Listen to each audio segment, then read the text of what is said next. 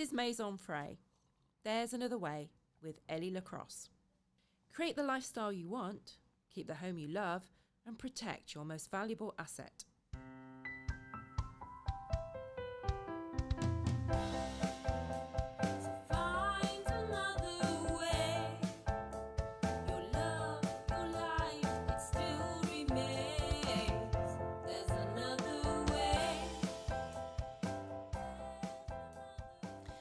Hello all. Today I'm going to be having a chat on a pretty serious subject, loneliness and depression in our more senior years. It doesn't sound fun, does it? And statistics show it affects many of us in society, and the cost is staggering. Preparing for this show today, it reminded me of my own family and how they've been affected by depression over the years, and how I've been affected by bouts of loneliness.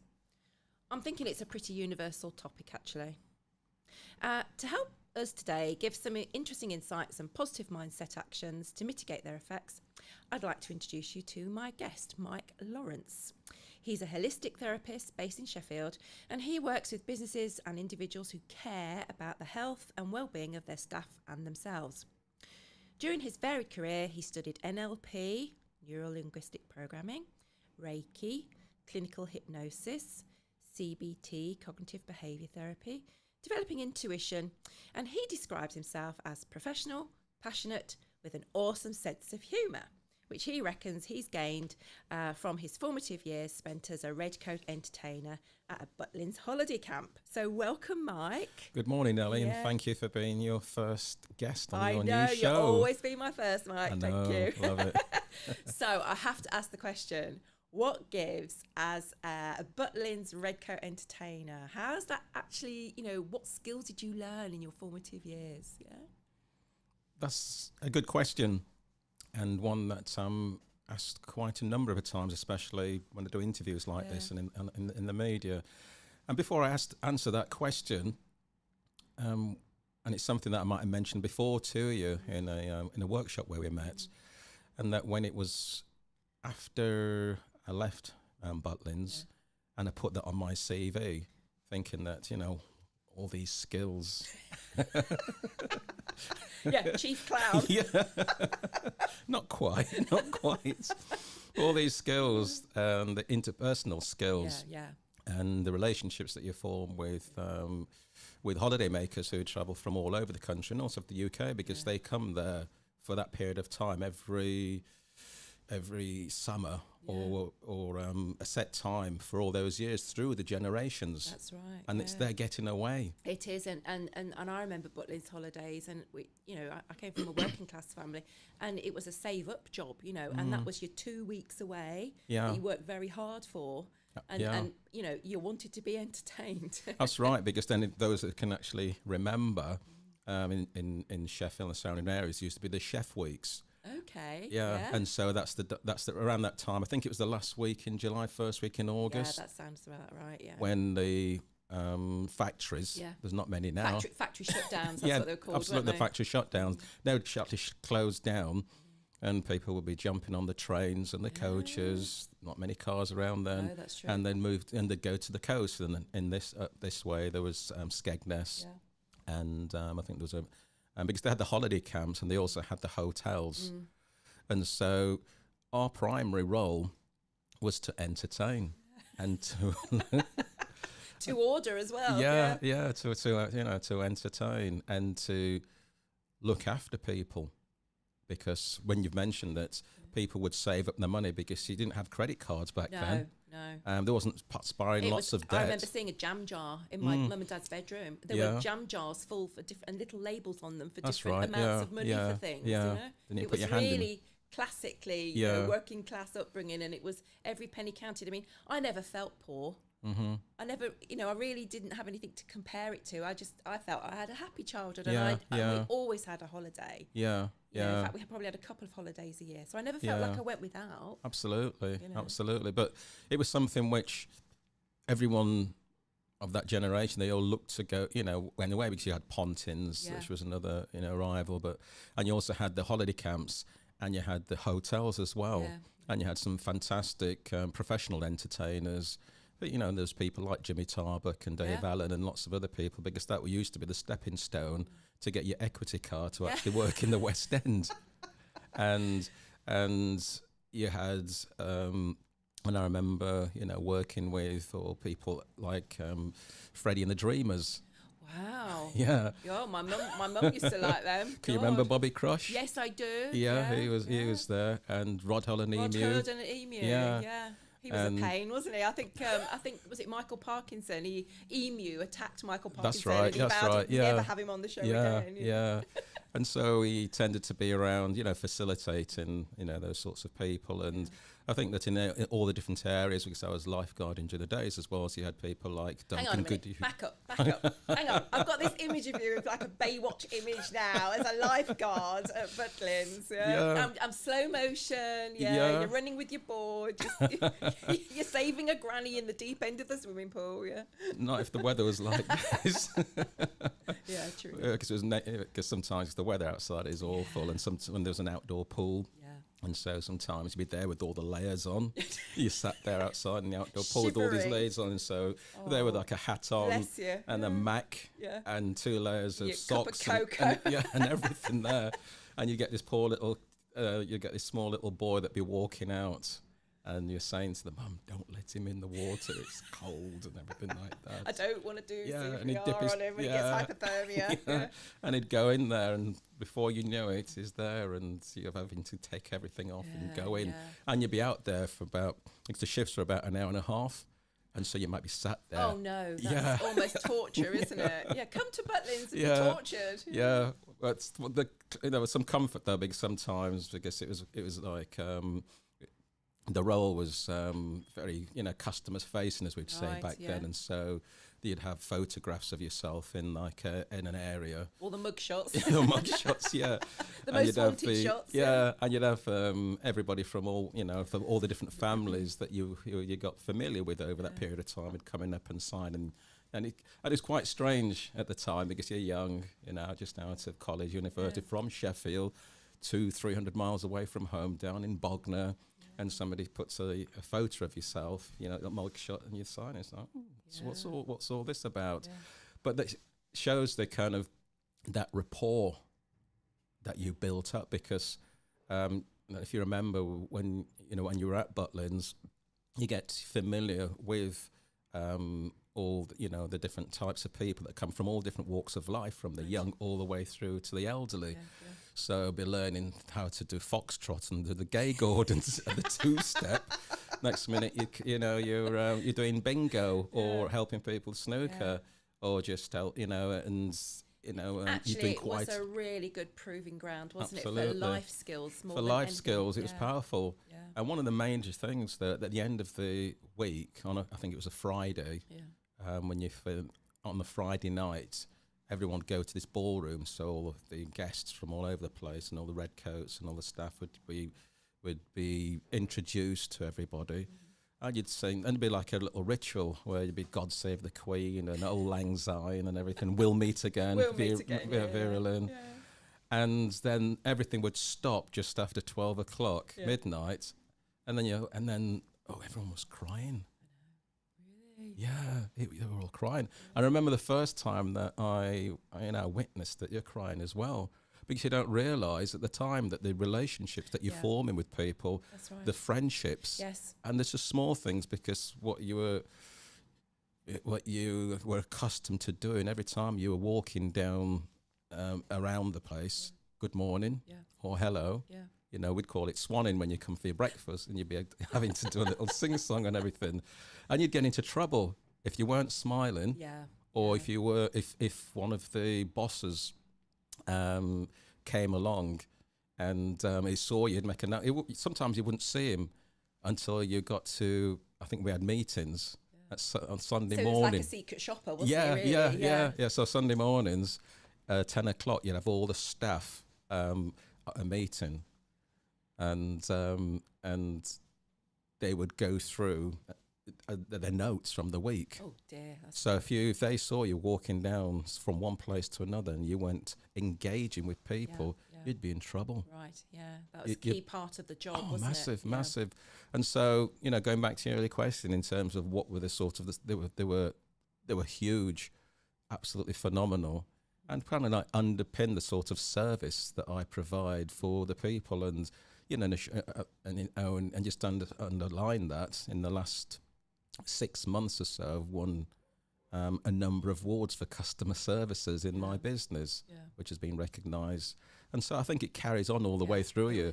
But what I was saying earlier is that, but it was fascinating because on my CV... Yeah, chief clown. yeah, chief clown. Is that what CV stands for? But on my CV, I used to put it on there. Not chief clown, but I used to put those coats on. Yeah, but the thing is, it's a talking point, isn't it? We've just spent 10, 15 minutes talking about this particular role, haven't we? And it does set you apart.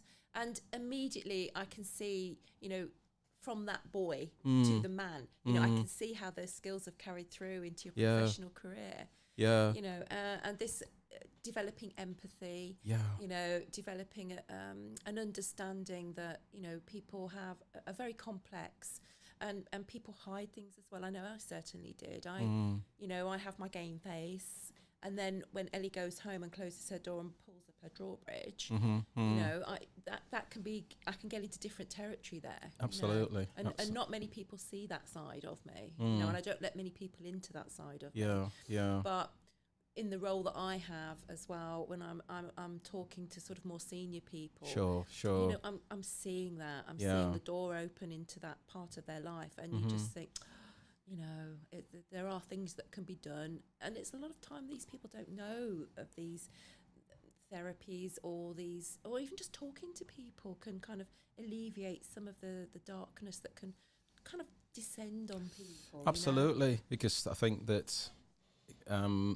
When you get to the point where you retire or are unable to work, you seem to, the door is open, but it's like you're waiting for people to come along.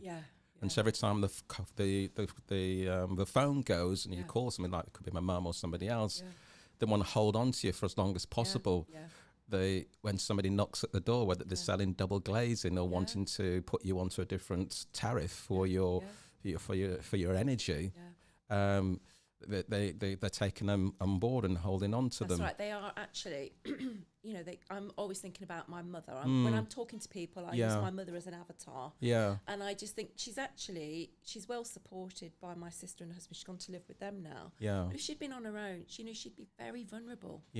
Because my dad used to do everything for her. She's that generation. She's in her 80s.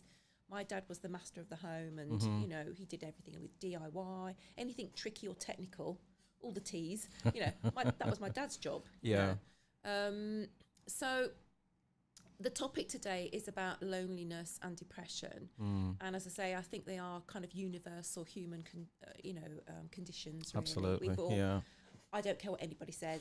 If you're a decent human being, you experience some of that to various degrees. And it's how you handle it, I think, that makes you successful in life in terms of how you cope with the vagaries of life. Because, rubbish happens to you. It does. And the thing I've learned is rubbish happens. You have to kind of learn some resilience about it. Absolutely. And know that it's not a permanent state. So however you feel now, you're not necessarily going to be feeling that even a few weeks or months down the line. It's happiness isn't a permanent state. Loneliness isn't a permanent state. Depression cannot be a permanent state if it's recognised. So, Mike, how would you describe loneliness, especially appertaining to people in their sort of senior years? What are kind of some of the triggers, do you think, that make people feel lonely? There's a number of triggers. It's the loss of a loved one. Is massive. Is a big one. Sometimes it could be friends and moving house, being forced to move house. That's the thing, isn't it? Being forced to move house, or people who are carers who are no longer able to care for them anymore because they might have to go out and and get a full-time job. And I think that, and it's the routine, that change of routine, disabilities, mental health. which is quite topical at the moment in time. Because I think we're all more aware of. We are because we're of that aging population, Yeah. and so we're talking a lot of see a lot of people now with sort of dementia, sort of like Parkinson's, Alzheimer's. Because we're living longer. We are. And are. we're not necessarily living better. We're not aging well. So some people are quite lucky and they have a good diet and lifestyle, and they've had experiences, and they keep up with their exercises and stuff like that, and they can kind of sail through it. But other people, they start to their world starts to shrink a little bit, doesn't it? Absolutely. And I know with my dad was a very strong character, a bit of a control freak, and he got to a point in his 80s where he started to feel like his life was shrinking, and the trigger for him was when he was told he had to give up his car. That one simple thing, the doctor said to him, sorry, I think you need to start thinking about giving up your car. Your hazard perception's going, Raymond. I don't think it's fair on you and anybody else you might meet in traffic. You've got to think about other people. And it really hit my dad hard, because it's a massive loss of independence. It is. And my mum's around 75, 76, and I'll see, and she's registered disabled. Right. And so I've seen over a period of time the sort of changes, and you can see when I go and meet her. Fortunately, at the moment in time, she's still able to get out and about. Right, good. But it's the small things, as you mentioned, like they might change the laws on how you get the disability allowance. And so each year the government's always looking to tweak and change it, and basically chop it down. And so it could be a reduced amount of funding, which is massive. It's quite significant. She was used to be very active in the unions. My dad was actually, interestingly. He was a union chap. And the unions have got a retired members section. But sadly at that age, year after year, those numbers tend to sort of dwindle down. And so they used to go away to Scarborough. So I'd be like, where are you off to today, Mum? So I'm going to Scarborough. So what are you doing up there? I says, I'm just going with the union members. It's a day trip. It's a day trip. And it's that engagement, that sort of interaction, which is, I bet she was looking forward to that. Absolutely, and they still do have them, but it's not as frequent. It's not as frequent. And sometimes it's getting the people out of their houses for whatever reason, because they may not be as savvy on the internet as our sort of like generation. True. Or the different sort of generations. That's an interesting point, actually. I did some primary research and found out it was with Stagecoach, the bus and coach people, and they invested in some primary research, and they said up to the age of 65. At the moment, people are quite savvy on Tinternet, and they use bits what they find useful and connecting with family and friends, and so they will use Facebook. They do Twitter. It's not a favourite milieu of mine. I think the clue's in the word, really. But they do use things, and they definitely look on YouTube, because they look at old films, they look at old clips, they look at how-to videos. So they are engaged in the, sort of the modern world. But after about 70, forget it. They're a different generation. They're the make, do, and mend generation. And the post-war generation, and they're just it's the dark art for them. And they get family members to help them out with things. But they're not savvy, and they feel afraid of using it. They are, and I think my mum kind of fits into that category in essence, because she's from that Windrush generation and came over, and so she's done a lot of manual worked very hard over those years, and sort of like missed out on that sort of education. And so when I try to get into that area of where this the Silver Surfers, to say, she found it very difficult to grasp. Bought a laptop for her and do various things, and she'd rather be in the kitchen making some nice Caribbean food. Ooh, look at you. Rather than get to grips with it. Because she'd be buying like the Jamaican Gleaner, for example, and spending money on it and saying, Mum, this is on the internet, it's free, you can get it. and all and dial into, you know, the news back in Jamaica. Yeah. Rather than hearing from word of mouth from Yeah. you know, people within the sort of like the communities and such, Yeah. because also with that loneliness and that sort of generation, it's the funding.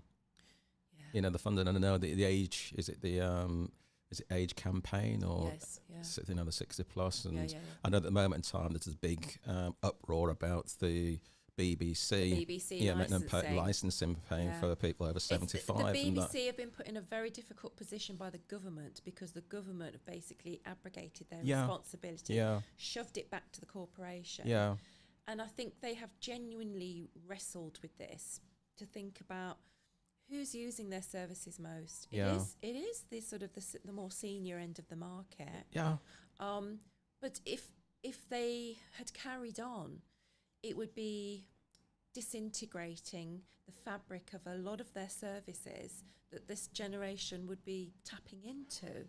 And my feelings are very mixed. I am on the fence with this, because I think of my mum, yeah, who's actually in a pretty decent situation Yeah. financially, because Yeah. she's got her own pension. She's Yeah. got part of Dad's widow's pension. sure, She's got a state pension. yeah, In terms of disposable income, my mum's doing all right, but Yeah. yeah, I know there are going to be some people who, Mhm. even £6 a week, yeah, they're going to struggle. yeah, But I do feel the BBC have really tried to mitigate that, and will be promoting the fact that if they can't afford the £6 a week, then they will be enabled to try and find these gateway benefits. sure, sure. You know? I just think I agree with what you say, but I just feel as though that the BBC has a duty of care, Oh yeah, yeah. and I think that the government, I think. Without getting too political, over the last number of years, no, they've had to let's. they've had to backtrack quite a lot. Well, it was in regard, Gordon Brown. Let's yeah. not forget, it was old Gordon who kind of gave it as a freebie. And you know, I just don't think some of these politicians actually really think about the numbers. Did they really think about the numbers of older people coming through the system, the generational shift?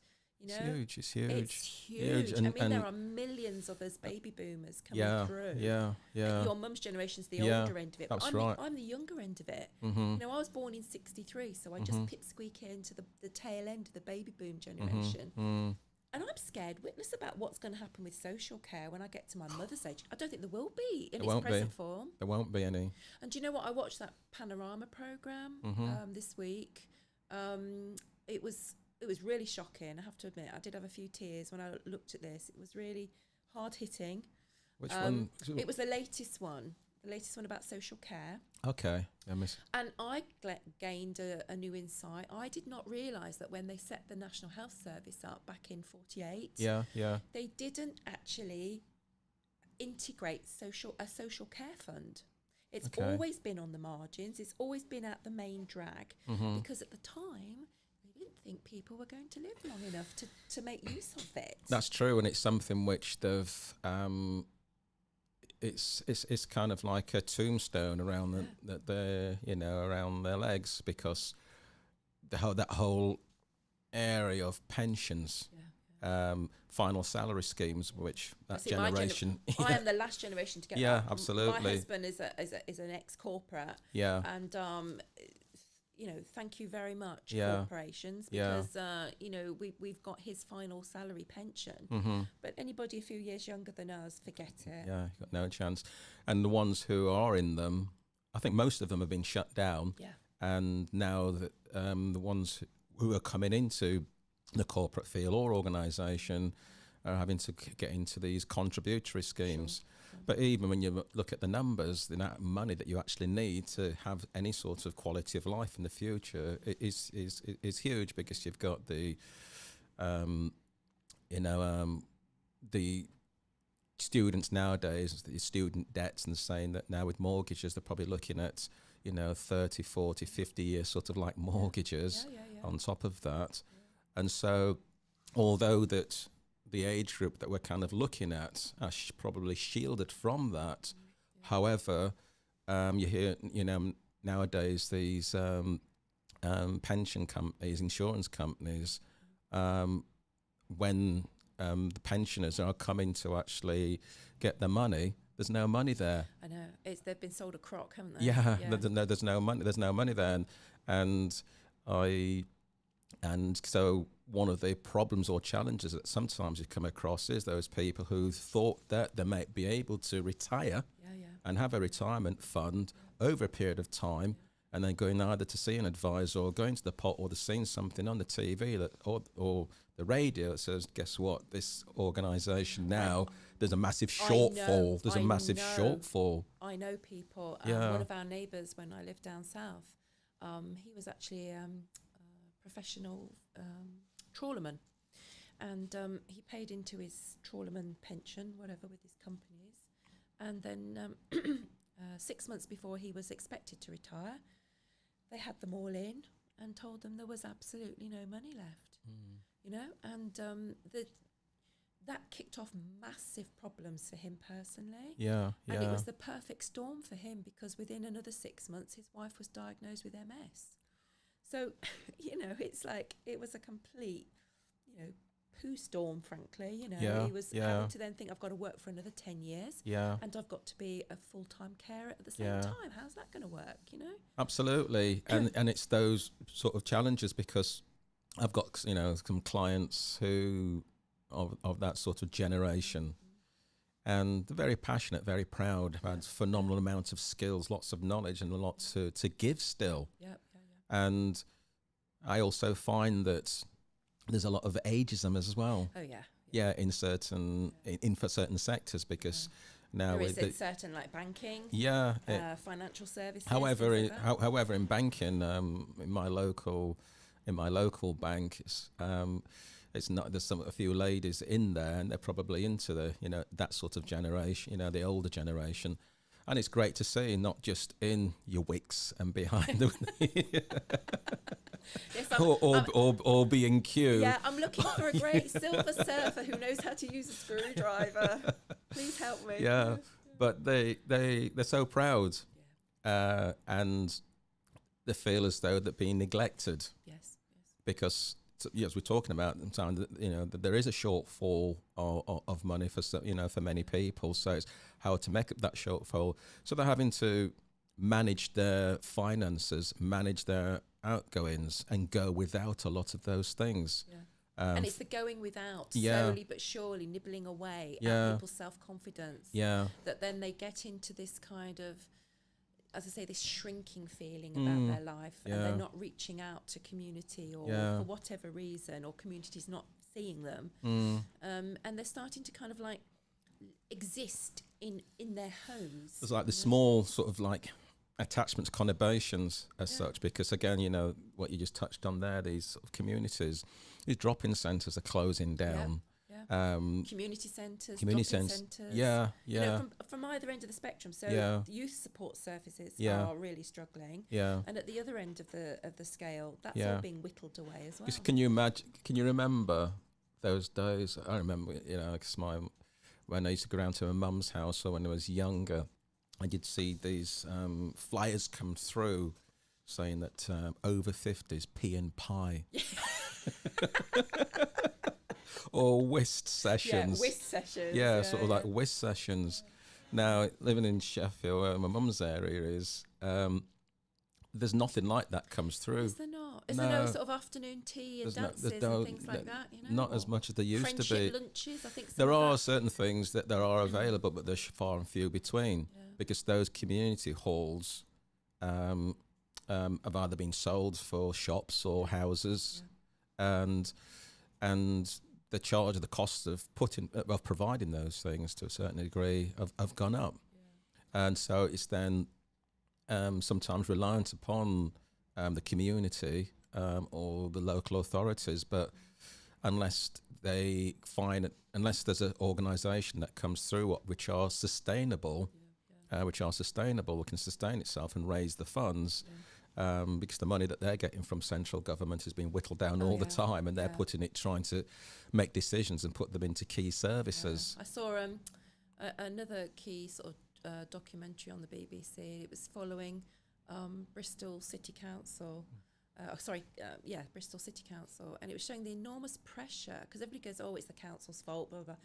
From the top down, they were showing the fly on the wall, the decision-making processes, and the real pressure that these people, you know, in top positions in the council, the life and death decisions they're making on a daily basis, with, you know, the ministers of state kind of phoning them up and saying, well, you've got to, we've just cut 50 million from your yearly budget, you've got to find it. Yeah. And then they've got to go back and actually turn around to these like libraries and support services and, you know, old people's drop-ins and stuff like that. Say, in 3 months' time, you've got notice to quit. There's nothing I can do about it. It's either that, or we don't have rubbish collected, or we don't have the essential services done. Yeah. You know, that's why I'd like to think or believe that in the future, you just know how we've got a London mayor who's got a budget to run the services in London. There's also a mayor in Manchester and that's after the metropolitan area in there. And I think that in the future there'll be a devolution of power from central government, and it'll be pushed down into these mayors who will take up big areas. Because where I live in say Chesterfield, I think that there've been high-level discussions with Sheffield City Council to create a metropolitan district.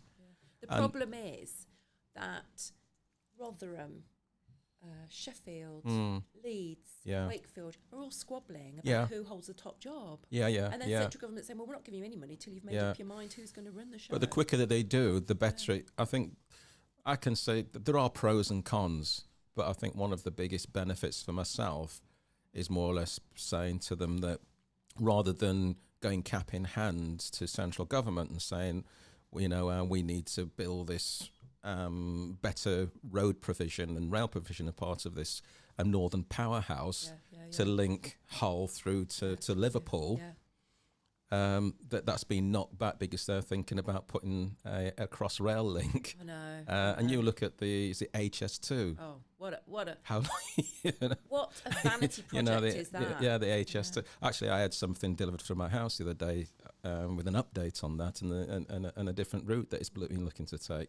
How long that's going to take, I do not know. But when you think about it in London, they probably don't care. No, they don't. They don't care. This but is why I think it's a vanity project. Yeah. And I think the thing up north, for the powerhouse that they keep going on about up north, like you say, it's the east-west communication that needs the investment. Absolutely. Not north-south. Yeah. But I just feel as though that because there's a lot of forgotten places, because I used to be, you know, prior to setting up my business, I was in South Emsall. You know, which is an old mining village. Older population. And there's high levels of unemployment round those areas. And they've been there for a long time, haven't they? Yeah. Probably since Thatcher's time. Exactly. Yeah. And that was a political decision. We all know that. Yeah. And I saw again another documentary of her, but I remember Thatcher. I remember her interviews. And I remember her interview with Michael Parkinson. And she said something about, it was all about this property owning democracy. And tapping into the aspirations of people. That's why he was selling off council houses. And he asked her some question, and she turned around, she lowered her voice that she used to do when she wanted to make a point. And she used to say, I remember her saying it because it really hit home with me. She said, when people have got a mortgage to pay, they're not rioting in the streets. Because there's a lot of civil unrest, wasn't there, in the 80s? Yeah, absolutely. And it was done politically to kind of keep people shackled to a mortgage millstone, keep their nose to the grindstone. And to, you know, to restructure, you know, UK PLC. You know? But look the way we are now, because there's been, the wealth used to be in the north. And now, I don't know the figures off the top of my head. It is a shift. But in terms of every pound that's spent in, you know, in the north, in relation to what's down south, there's more being spent in the south because it used to be all up here, but it's all sort of gone. But that's all part of the fabric of you know, the communities and the actual industries that we're in. So I just believe that I'd like to see these wranglings to stop, so that we've got these mayors who look after these budgets, who can make decisions locally because they're familiar with what the people need locally, not being reliant upon handouts or decisions taken by Westminster. That's right. So that's sort of like the sort of wider Yeah, aspect and yeah. everything. Let's bring it down to thinking about people and individuals. Mm. So what sort of practical tips do you think you could think about sharing with our audience in terms of mitigating feelings of loneliness? And if they feel that they're starting to get a grip with depression, Yeah. some practical things that they could do to just alleviate and make them feel better. Yeah. I think first and foremost, one of the things that they must do is consult with a doctor. Right. You know, that's the primary objective. And in many cases, the doctors may signpost them to various groups that we've been, that might be talking about. There might be help and support locally and people that they can give them to, because they might be on various medication. Because we have to.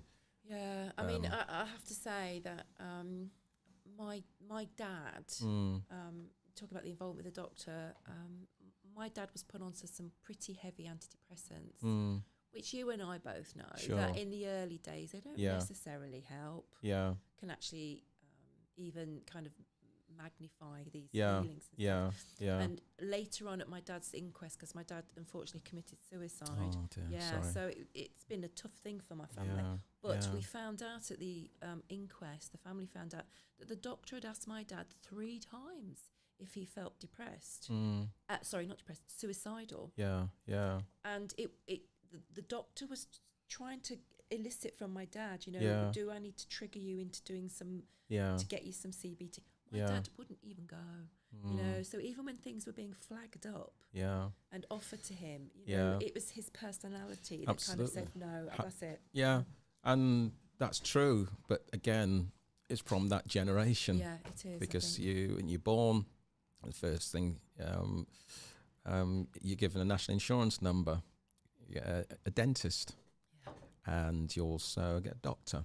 Yeah. So from a young age, if there's anything wrong, You're programmed. you are programmed, and so your parents will look after you. And there's a lot of remedies that the parents use, which sometimes, in many cases, was a lot better. Hot toddies. Yeah, there's a lot better. Because even now, sometimes if I've got a cold or something wrong with me, my mum will say, the whiskey or the rum. just say, have you got a bottle of this, Ignatia? Ignatia. Yeah, Gosh, yeah. That's going back a bit. Yeah. And there's something else, actually, which wasn't alcohol, but something called Indian brandy. What the heck? It was like a Jamaican or a West Indian. Sounds delicious, actually. It was nice, it was sweet, but it did the trick, and it was great. Yeah. And so rather than going to the doctors, they'll say, oh, how about, parents will say, take this, because that's what our parents gave them. It probably knocked you out, gave you a decent night's sleep. Oh yeah, and that probably did you more good than anything. Yeah. But the reason why I always have to bring in the doctors first and foremost is because that's my duty of care. Sure, yeah. Because one of the things about the role that I play within the community, it's all what we provide as therapists is always deemed as alternative and complementary. Yeah. And although they have, hasn't the G, the General Medical Council. Yeah. I think they were told a couple of years ago they had to start having dialogues with complementary therapists, at a strategic level because of this ageing population, and the GP services cannot cope on their own. They can't. The NHS can't either. But going back to your point in regards to what sort of assistance and support provide, one is to engage and talk, try to visit friends and family. Which, if you are in, for example, the scenario is there's usually a sibling down in London, there's a daughter maybe a bit closer, but mum generally on her own, because unfortunately dads pop their clogs a bit sooner, unfortunately. So a parent or your parents, they're separated from the nuclear family, aren't they? They are, because again, going back to the Thatcher years case, or Norman Tebbit, if there's not a job locally, get on your bike and find one. And so we are we're scattered around. Much more so than in Europe. Absolutely, absolutely. But I think there's more a family-centric around Europe than the UK. But it is to seek those community centres. People who are religious, they'll go to church, and usually with church there's usually some outreach groups. See, that generation still do church, don't They they? do, they do, they But you see, do. my generation, I am a lapsed churchgoer. Mm. I have to say, when I lived in the States, they Yeah. are. America is fundamentally Oh, yeah. a religious country. Extremely, Fundamentally extremely. Christian Yeah, country. yeah. And after they got over the shock that I was a Brit living Yeah. there, the second question they'd ask me is, "What's your church?" Mm. And it always stumped me initially, and I'd go, Yeah. "Baptist Catholic," Yeah. Oh, it's quite big. But to give you an example, yesterday I was in Clay Cross, which is in Chesterfield, Yeah. and was doing another podcast. Was doing some treatments as well, and there was a group of ladies knitting. Not the shredded wheat ladies.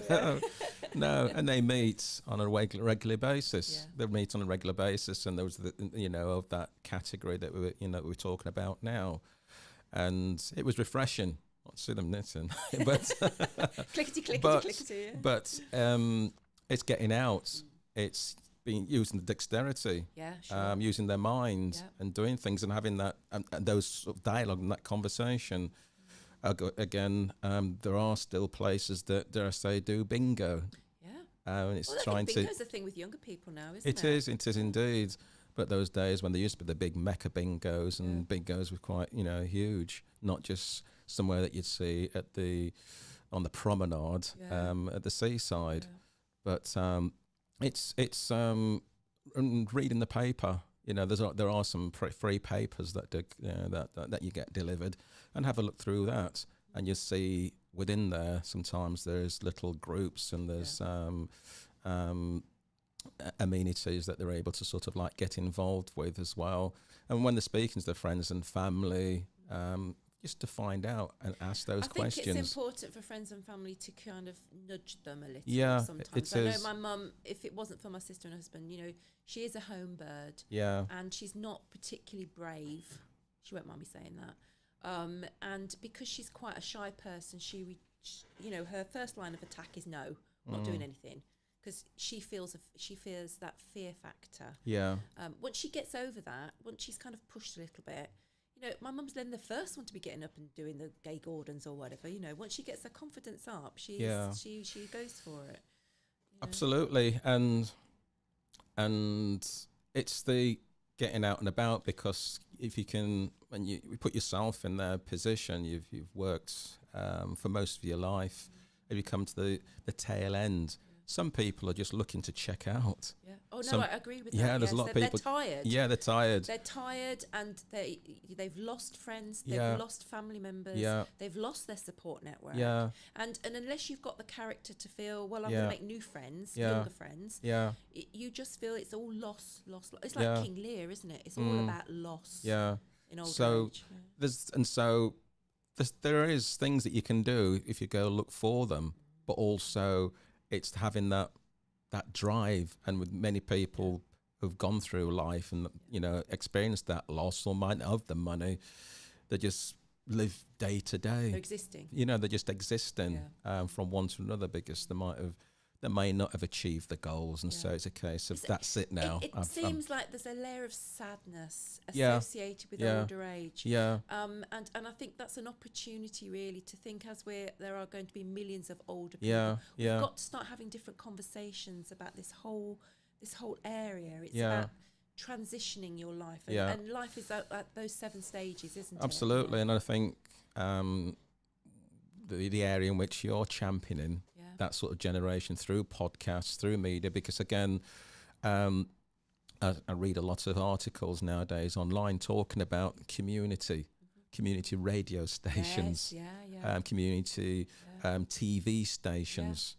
And it's becoming like the village again, it is, and so if you look at the ratings for the main sort of terrestrial channels or digital channels now, because you look, I think it was it last Christmas Day, I think the Queen's speech only attracted something like 8 million viewers. Who would have said that?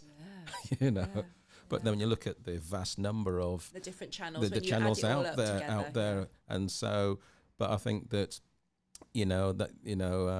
areas that will also improve that loneliness is those community centres, is those podcasts, people providing services like yourself, TV stations which aren't national, which are within the community. And what do you think? I mean, I know smart technology and AI is coming big style, and it is being driven by the aging population and voice activated things, and and the Internet of Things in people's homes. And it is going to be when people walk around, they're going to say what they want their spaces to behave like. It is about, talking to a device. And I can see some sort of care robot that you might be, if you can afford it. But even, I think, even like on the National Health, there will be some sort of care device that will be, you will have an opportunity to even maybe rent it. But for that age group, it might not be accessible because I think there's a small percentage who are sort of are familiar with technology, but there's a high percentage that aren't, because they've had that social condition over time, because as we in business and life, we've got used to computers, we've got used to smartphones, and we've taught ourselves how to get around the internet and do various things. It's almost like I feel it's now time to educate kind of my age and a bit older. It's almost like my mother's age is almost like the lost generation. Really. Unfortunately, because it's much harder work. But for those who do want to engage, who do want to get involved, and I'm sure that, is it Age Concern and the various other groups who are on a national scale, local scale, are doing things or trying to push things out. And there's a lot of great charities that are doing I've got some wonderful schemes in place to help and support people of that sort of generation, because also they're helping them to not, because they're also prey to business and commerce as well, because we've also read about over time how some of the utility companies have been working alongside some of these charities. And there's some sort of a kickback when they go along and sign somebody up for these places, which is on a higher rate than what you can do. That's not right. It's not right. This is a vulnerable group. It is. It's a very vulnerable group. I have made it my mission to everybody that I get involved with in my business. I feel I have due diligence to make sure that nobody I introduce to any of my potential clients, which is good. I've checked them out. That's what they're paying my fees for. That I've done all that donkey work for them, because I know my mum. Let's say if she wanted to do a house extension or whatever, anything on her house. Without Dad's input, she would just whack open the yellow pages and run her finger down. And my goodness, I'll give you an example.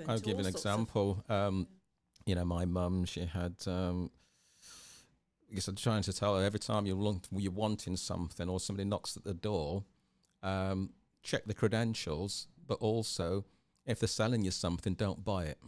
Don't buy it. And then one time I came round to the house and she says, I'm being for a period of time, I've just signed up to have lots of a front door done and lots of windows, and paid out £14,000. And boy, nuts.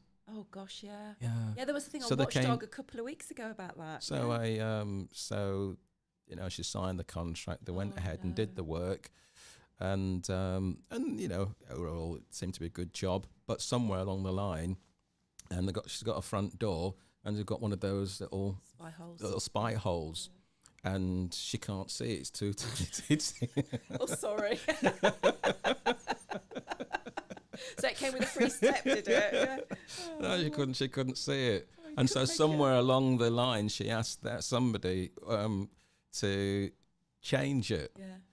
The thing is, though, it wasn't on the contract. Oh. It wasn't on the contract, and so she'd been trying to get in touch with them for quite a while, and she couldn't, and she wasn't able to get through to them. Of course, she was getting more stressed about it. Yeah, absolutely. So I come along and I got through to them, and I got somebody to come out and have a look at it, and then again, and then they said that there's nothing we can do because it's not in the contract.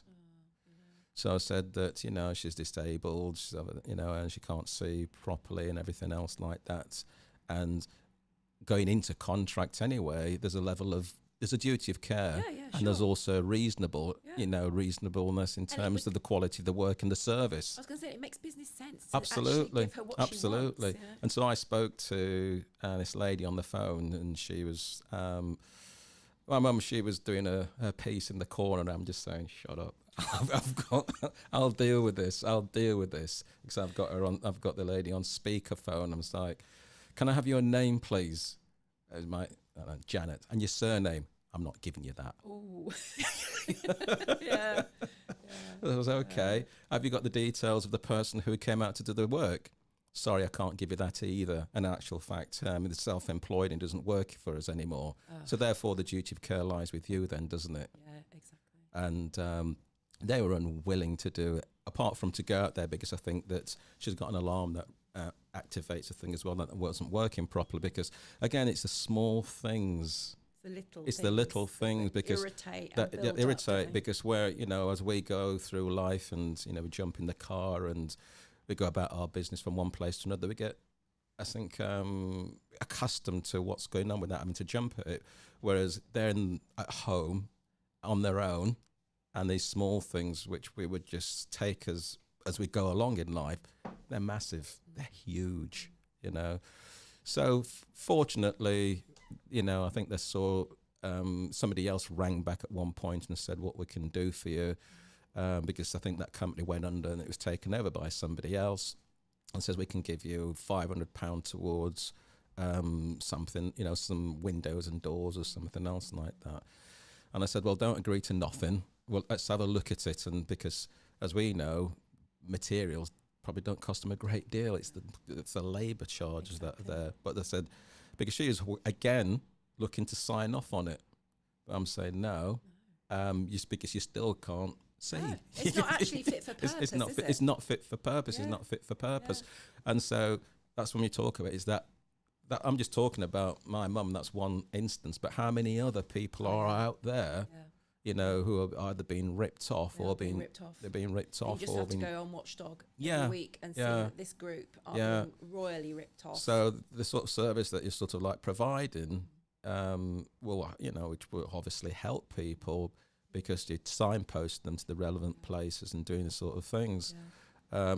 But one of the other couple of other bits around loneliness is exercise. Yeah, that's a biggie with my mum. Yeah, she will not walk anywhere. She's been told by her nurse to do at least 20 minutes. Yeah. Something. Yeah. Every single day. Yeah. And she says, "Well, I do housework." Yeah. And I'm like, "No, mother, you actually need to kind of It's walk." the move. It's the And she gets fluid in her legs. Yeah. She smokes like a chimney. It's Yeah. clearly all circulation problems, isn't it? Yeah. Yeah. And every time I say, "Get your feet up," Yeah. let's walk around the garden, let's go to the Yeah. shops. Yeah. Okay, walk to the shops and buy your fags, but walk to the shops. Yeah. Oh, can't you run me in the car? No, mother, you're going to walk. So bringing it back again even further to what, as an individual, we can do. Yeah. When we're having a really tough day. Yeah. And we just want to, because our mind is very much associated with how our body feels, doesn't it? It kind of it's the director of how we associate our feelings and how we what level of pain we feel. We can kind of alter that, can't we? We can kind of alter our state a little bit. We can. So are there some, like a quick, just to kind of round up a little bit now, so a quick little self-care, like little calming down tip that you would like to share with some of our listeners? Yeah. I mean, sing. Oh, here we go. I've got my earplugs in already. No, it's people hum, they'll sing. Yeah, sound. Through the sound. Sometimes play some music. Yeah. If you're feeling very stressy or things aren't going as sort of like planned, and it's sometimes looking at photos. Yeah. I did that with my uncle. My uncle's got dementia, and he lives a long way away, and he's in his 90s, and I don't see him very often. And I thought, when I went to see him recently, and he said, "You are lovely." He said, "But who are you?"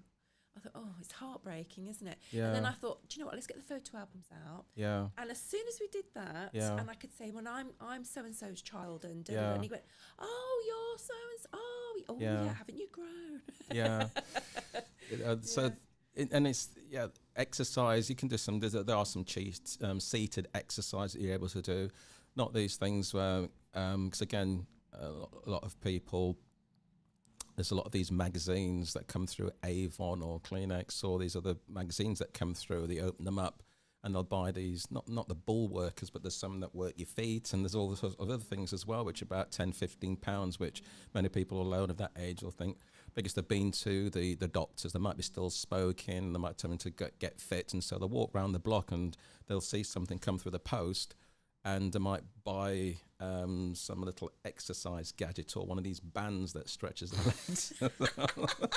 They go twang, and it hurt you a lot when they go release. Yeah. But exercise is breathing, exercise and breathing. Could you show us now on Yeah. me? Use me as a guinea pig. Yeah.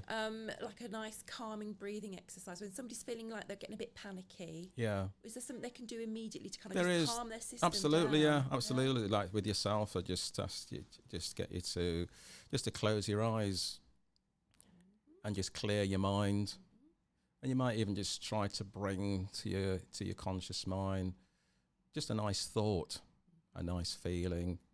Might want to just visualize somewhere in your mind that you'd like to go, whether it be on holiday, or it could be somewhere that you haven't been.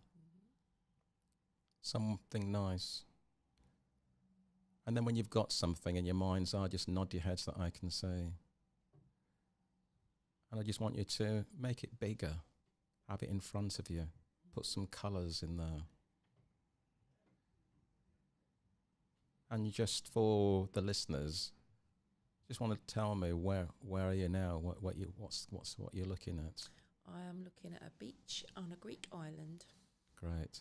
And it's somewhere that you've been. Excellent. And what is it about this beach that you like? Warmth. The warmth. There's no rain. Yeah. It's the colour of the sand. It's the colour of the water, the Mediterranean. It's Good. like turquoise. It's beautiful. And it's really clear.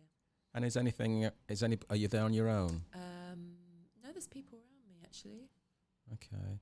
And just look up into the sky, and what does that look It's like? azure. There's not a cloud in the Not sky. a cloud in the sky. And what's the colour of the sand? The sand is very kind of yellowy, almost white. Almost white. Okay. And just circle round and have a really good look round. And what's the temperature? It's hot, but it's kind of dry heat, It's kind of and like it feels like it's really warming my bones. Excellent, excellent. And just feel and just hold yourself in that space. And just imagine and just really step into it. Just feel it, see it, and hear it.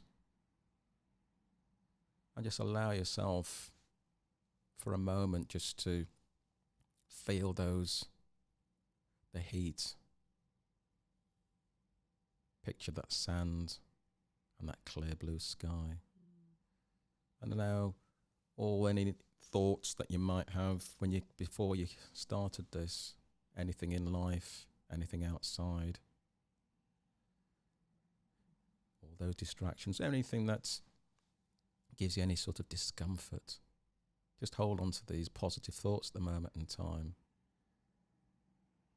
And throughout the day, throughout the week, if you have any negative thoughts that come into your mind, or any areas of discomfort, or those feelings, just take yourself back to this time, take yourself back to this moment, and remember how you felt and what you were doing, and focus on that. There might be somewhere within your body now that you might get that feeling. And do you get a feeling of any sensation in any part of your body at the moment? Yeah. I've got a bit of a dodgy knee at the moment, and that's feeling kind of warm. That's feeling warm. And send that warmth. And is that your left knee or your right knee? It's this one, my right knee. Your right knee. And send that warmth, that feeling of well-being. And just take that thoughts from your mind and just take it down into that knee. And just allow your knee to be bathed and soothed. Feel that comforting and that warmth. and give it that feeling of well-being, energy and vitality. And as you're doing that, just keep picturing. Just keep that picture in your mind of where you are and how you feel. That happiness, that smile, that glow. And how's the knee feel now? Unbelievably, it feels a lot better. I can't believe it. Good. I woke up with this horrible pain, and now it's just fine. Good. And as you're feeling those feelings, that feeling of warmth, just allow that feeling from your mind to spread all around your body. And imagine you're giving yourself a nice big warm cuddle. Fill your heart with love and happiness. That sense of pride. That sense of achievement. And in a moment, I'm just going to count up from 1 to 5. And when I get to 5, you'll continue that feeling of health and well-being, health and happiness. Having that picture of being on holiday, that warmth, that bright sun, that glow, that feeling. And that will remain with you for today and the days to come in the future. And as I count up from 1 to 5, that energy will continue to grow inside, deep inside. That feeling of warmth and happiness. And you'll continue with that smile throughout that day, throughout the week. And every time you might feel a little bit down or depressed or lonely, take your mind back to these feelings. See it, taste it and smell it. And start counting up from 1 to 5. And when you get to 5, just open your eyes nice and slow with that freshness and vitality. Starting at 1, just feel that energy building. 2, you might just start to feel your arms and legs and your body just shaking off. And as you're shaking off, feel that inner smile, that inner glow. 3, just intensify that happiness.